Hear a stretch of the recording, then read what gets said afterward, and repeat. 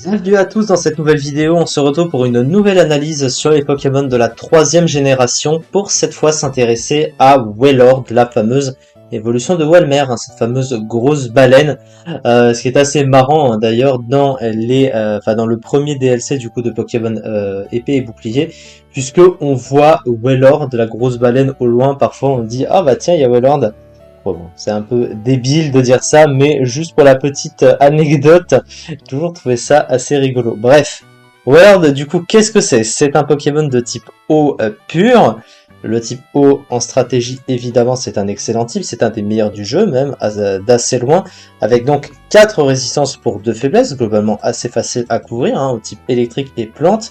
Et ces bonnes résistances, c'est toujours très positif pour un monotype. Et offensivement, il apporte plutôt un bon coverage. Seulement, voilà, le type eau, c'est le type le plus représenté du jeu, et malheureusement, on va préférer des doubles types en général, notamment parce que les Pokémon de type eau avec double type apportent plus, parce qu'ils se cumulent toujours assez bien en général avec ce genre de type aussi, et en général, ça va être des Pokémon qui sont meilleurs à côté. Donc il est juste type eau, donc il tombe dans une mauvaise concurrence, on va dire, et déjà il part assez mal, mais cela étant, ça veut pas dire qu'être mono eau c'est mauvais, évidemment. Ça reste plutôt correct, c'est un des rares monotypes assez corrects, on va dire aussi le type eau quand on y pense, même si évidemment, au vu du potentiel offensif que l'on peut constater, on aurait préféré qu'il ait autre chose à côté. Avec donc évidemment un double type. Au niveau des talents du Pokémon, il en possède 3. Le premier c'est Ignifuvoile. Ignifuvoile va l'immuniser à la brûlure, tout simplement. Donc si jamais il se fait brûler, il se fait guérir instantanément de la brûlure, du coup oui, forcément, ce qui est assez pratique, ça veut dire que s'il utilise son attaque physique parce qu'il a autant d'attaque que d'attaque spéciale, le fait de ne pas se faire brûler c'est plutôt pas mal, ça veut dire qu'il pourra, il ne se fera pas diminuer sa puissance offensive physique, donc c'est plutôt intéressant. Cela étant, on lui connaît aussi un bon potentiel sur le spécial, parce qu'il a notamment une capacité bien connue qu'il peut utiliser et qui peut faire assez mal. Cela étant, est-ce que ça fonctionne très bien sur lui? Il n'a pas pour le reste ce qu'il faut pour aller et pour l'adapter bien pour utiliser cette capacité tout du moins.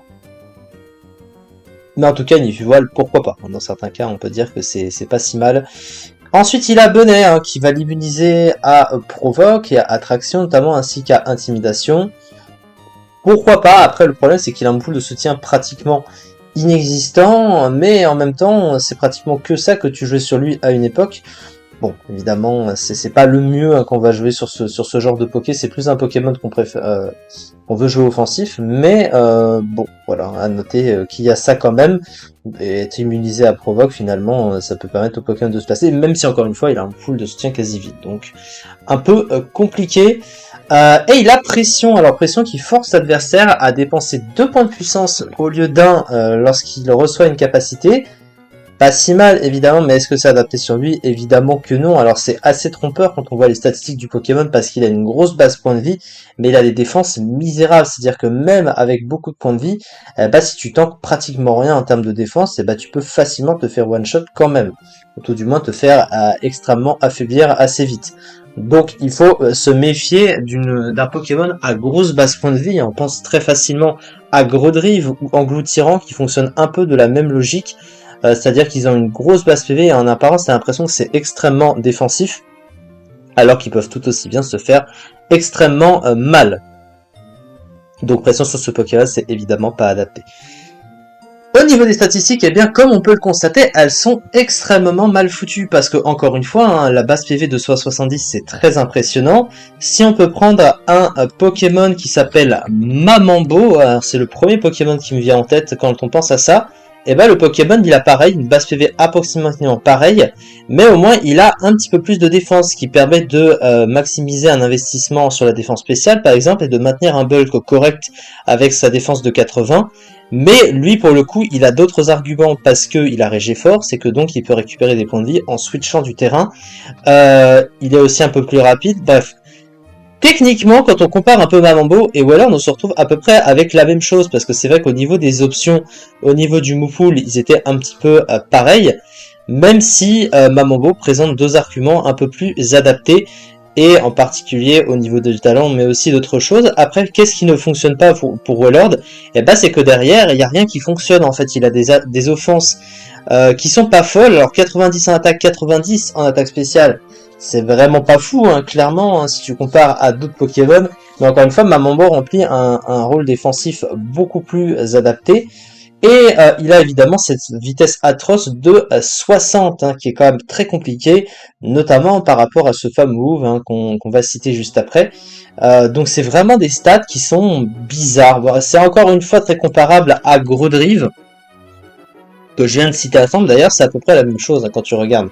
Puisque Grodrive, il a à peu près les mêmes offenses, il a à peu près les mêmes défenses, un tout petit peu plus de vitesse, un peu moins de PV par contre, mais c'est vraiment la même logique. Donc c'est vraiment des stats qui donnent envie, enfin qui semblent impressionnantes, notamment à cause de cette base PV, encore une fois, où tu te dis, ah bah c'est génial, j'ai beaucoup de points de vie, je vais pouvoir me placer et taper suffisamment.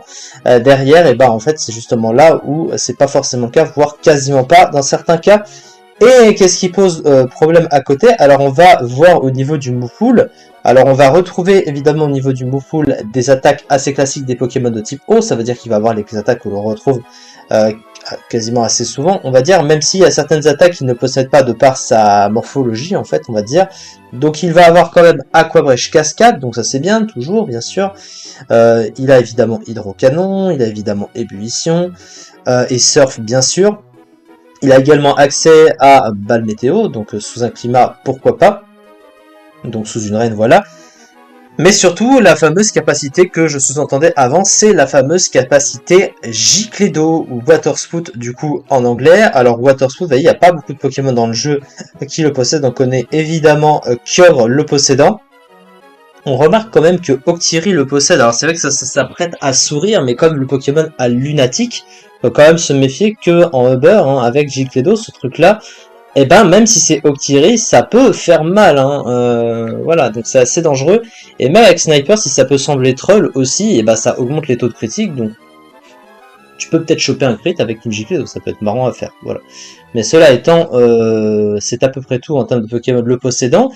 Et donc du coup, eh ben, plus le Pokémon va avoir de points de vie, plus l'attaque va être puissante. Vous voyez, il y a même la formule qui est juste ici, donc la base de points de vie multipliée par 150 qui est la puissance de l'attaque, sachant qu'il n'y a pas le stab dessus, donc forcément avec le stab ça fait 225 de puissance. Donc déjà la formule de base se calque sur les 150 et divisé par le nombre de points de vie du Pokémon qui s'en sert, parce que ça dépend de ça justement, et plus tu vas être affaibli, plus, moins tu feras de dégâts forcément, et ensuite tu rajoutes du coup le stab par rapport à la puissance. Donc c'est vraiment excellent. Donc si tu prends la formule à part, si par exemple tu as tous tes points de vie, et bah tu as juste à diviser la base, donc ça veut dire 1, et donc 1 fois 150, ça fera le maximum de points de dégâts, donc 150, avec le stab de 125. Sachant que tu peux tout à fait le jouer en reine, encore une fois, et augmenter les dégâts.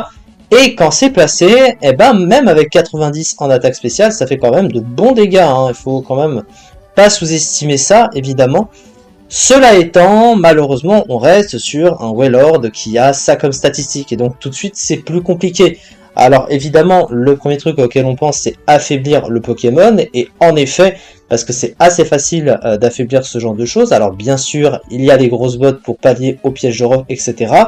Mais au-delà de ça, il y a d'autres façons, par exemple d'autres climats pour l'affaiblir. Comme il tank pas grand chose, il peut difficilement venir sur une attaque. Il est aussi assez lent, c'est-à-dire que même si, donc, si par exemple tu le joues Scarf pour pouvoir plus facilement, on va dire, utiliser ton Gicledo, même si tu seras dépassé par certains autres Pokémon, parce que les Spitiers sont quand même beaucoup plus élevés, et ben en fait derrière tu vas justement prendre ces Entry Hazard, parce que tu n'auras pas les grosses bottes, et donc il faudra faire attention à ce que les pièges de roc soient pas toujours maintenus de ton côté du terrain, parce que ton Wailord va se prendre des dégâts en arrivant, il fera déjà beaucoup moins mal avec sa Gicledo. Et surtout que l'adversaire de toute façon le verra venir et trouvera un moyen de t'empêcher de faire suffisamment de dégâts. Et il suffit que le Pokémon soit assez affaibli pour ça. Donc il faut quand même faire extrêmement attention, c'est extrêmement difficile à baser. Et puis en plus de ça, il est évidemment sensible aux priorités, et les priorités sont monnaie courante hein, depuis. Donc c'est assez compliqué à placer, mais parfois, voilà, bon. Je suis pas certain que ça fonctionne vraiment aujourd'hui, ce genre de truc. peut-être avant, hein, quand il y avait moins de Pokémon, quand il y avait moins de Pokémon pour gérer ce genre de stratégie, on pouvait essayer un peu plus, mais là je pense que c'est assez compliqué quand même. Son Moufle de soutien à côté, il est pratiquement vide, il y a rien, il y a Toxique au pire. Je vois pas trop l'intérêt, en plus c'est gâcher un move juste pour ce que c'est. Après, il y a certains Pokémon qui tueraient pour retrouver Toxique, hein, bien entendu. Mais c'est vrai qu'à côté, bon, il a rien, il a même pas de move de setup adapté, il a Malédiction. Donc ça c'est vraiment complètement inutilisable. Ça n'a pas vraiment trop d'intérêt.